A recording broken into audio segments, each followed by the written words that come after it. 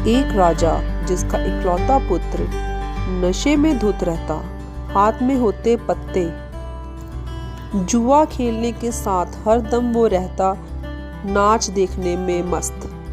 राजा को दिन प्रतिदिन यही चिंता सताए जा रही थी कि वह अपना उत्तराधिकारी इसे कैसे नियुक्त रख सकता है।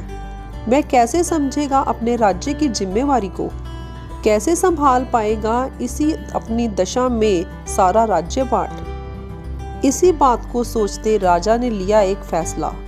राजा ने उसे अपने महल से निकाल दिया, यह सोचते हुए अगर मैं इसे सभी सुख सुविधाओं से दूर रख दूंगा शायद यह लौटकर वापस आ जाए।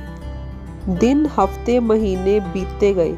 राजा की उलझन तब बढ़ गई जब राजा ने देखा कि उस पर कोई असर नहीं हो रहा। भिखारी के कपड़े पहने पागलों की तरह वो सड़क के किनारे पर हाथ में जाम, दूसरे हाथ में पत्ते और नृत्य देखने में मगन है। उस पर कोई असर नहीं हो रहा। अंत राजा ने अपने बड़े वजीर को उसके पास भेजा। वह उसको समझाए और अपने साथ लेकर आए। राजा का वजीर स्वर्ण रथ पर बैठकर राज्य दरबार के शाही वस्त्र पहने, शाही जेवर पहने हुए गया उसके पास उसे यह दिखाने, शायद यह चकाचौंध देख वह अपने भिखारी के कपड़ों को देख मेरे साथ चल पड़ेगा। हैरानी की बात यह हुई, जैसे ही वजीर उसके पास पहुंचा, ना ही उसने देखा रथ, ना देखा वजीर को, ना उसके वस्त्र, ना उसके गहने। वह तो मस्त था अपने आप मर, अपने नशे में, अपने पत्तों में। कई दिन उसके पास बैठने पर, समझाने पर वह उसकी बात एक भी ना सुन पाया, ना समझ पाया। निराश होकर वह वजीर वापस लौट आया। पुत्र को वापस ना आते देख राजा और ही चिंता में डूब गया। कुछ दिनों बाद राजा ने अपने दूसरे वजीर को उसके पास भेजने के लिए सोचा, जिसने राजा को बोला कि उसका जाने का तरीका ही गलत था। उसे उसकी वेशभूषा और उसके चाल चलन के साथ ही समझाया जा सकता है। राजा को उसकी बात जची। अगले ही दिन राजा ने उसे अपने बेटे को समझाने भेजने का फैसला लिया। भिखारी के कपड़े, हाथ में पत्ते, हाथ में जाम लिए वह वजीर पहुंच गया राजा के उस पुत्र के पास। राजा की हैरानी का कोई अंत न रहा जब उसने देखा पुत्र के साथ वह वजीर भी उन सब बुरी आदतों के बीच में मगन हो गया है।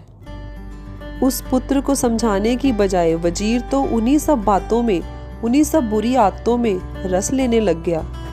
फिर क्या था, राजा का एक और वजीर जो कि बूढ़ा हो चुका था और अपने कार्यभार से भी निवृत्त हो चुका था, वह राजा के पास आया और राजा को विश्वास दिलाया वह उनके पुत्र को वापस लेकर आएगा। अगले ही दिन वह भी भिखारी के वस्त्र डाले, हाथ में जाम लिए, दूसरे हाथ में पत्ते लिए पहुंच गया उस राजा के बेटे के पास। राजा देखकर हैरान हो गया जब 2 दिन बाद उसने देखा कि वह बूढ़े मंत्री के साथ उनका पुत्र घर वापस आ गया है। राजा ने बड़े ही अचंभित होके उस मंत्री से पूछा, तुम कैसे ये सब कुछ कर पाए? इतनी बड़ी उलझन को तुमने कुछ ही दिनों में कैसे हल कर दिया? बड़ी ही विनम्रता के साथ वह बूढ़ा मंत्री बोला, मैंने भिखारी के वस्त्र पहनकर भिखारी होने का नाटक किया, हाथ में जाम लिया, होठों से छुआ, ना पिया ना ही उसका रस लिया। हाथ में पत्ते थे, खेलने के लिए नहीं, दिखाने के लिए। नृत्य देखा लेकिन उसका रस नहीं लिया, ना ही किसी में विलीन हुआ। जैसे कमल का फूल कीचड़ में रहते हुए भी कीचड़ की एक भी बूंद उसके ऊपर नहीं लगती, उसे गंदा नहीं कर पाती, ठीक उसी कमल के फूल की तरह ही मैंने उस सारे माहौल के साथ ना दिखने वाली दूरी बनाए रखी और बड़ी ही ध्यान के साथ राजकुमार का विश्वास जीता, उसकी समस्या को समझा और उसके विश्वास के साथ उसमें आत्मविश्वास जगा, उसको अपने साथ ले आया। हम सबके जीवन में जैसे ही कोई प्रॉब्लम आए, हम अगर बिना सोचे समझे उस पर रिएक्ट करना शुरू कर देंगे तो प्रॉब्लम से बड़ी प्रॉब्लम हम खुद ही खड़ी कर देंगे। जैसे कि एक नदी में एक व्यक्ति डूब रहा था, उसे डूबता देखकर एक दूसरा व्यक्ति उसकी तरफ भाग निकला। दूर से एक गुरु देख रहे थे ये सारा दृश्य, जो तैरना जानते थे। एक व्यक्ति को पीछे छलांग लगाते देख वह रुक गए, क्योंकि एक को बचाने के लिए दो का छलांग लगाना उन्हें ठीक नहीं लगा। कुछ ही दिन में वह देखते हैं जिसने बाद में छलांग लगाई वह तो खुद ही डूब रहा था, क्योंकि उसको तैरना नहीं आता था। वह गुरु ने अपने माथे पर हाथ मारा और सोचने लगे, इसने तो मेरी उलझन को और बड़ा कर दिया।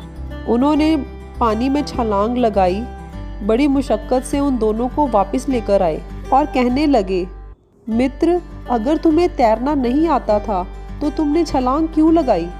इस पर उसने जवाब दिया, मेरे अंदर उसको बचाने का आवेग इतना तीव्र था कि मैं यह सोच ही नहीं पाया मुझे तैरना नहीं आता।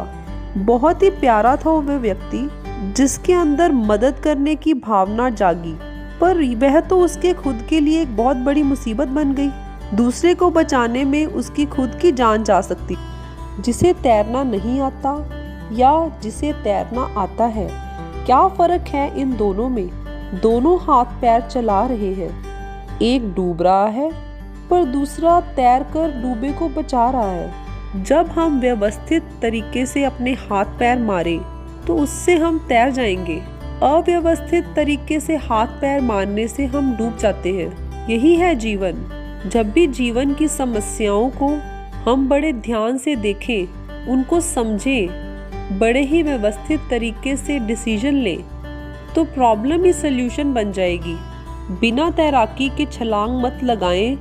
अगर उस व्यक्ति ने 2 मिनट के लिए यह सोचा होता कि मुझे तैराकी नहीं आती, मैं छलांग नहीं लगाऊं, तो वह अपने जीवन को मुसीबत में नहीं डालता।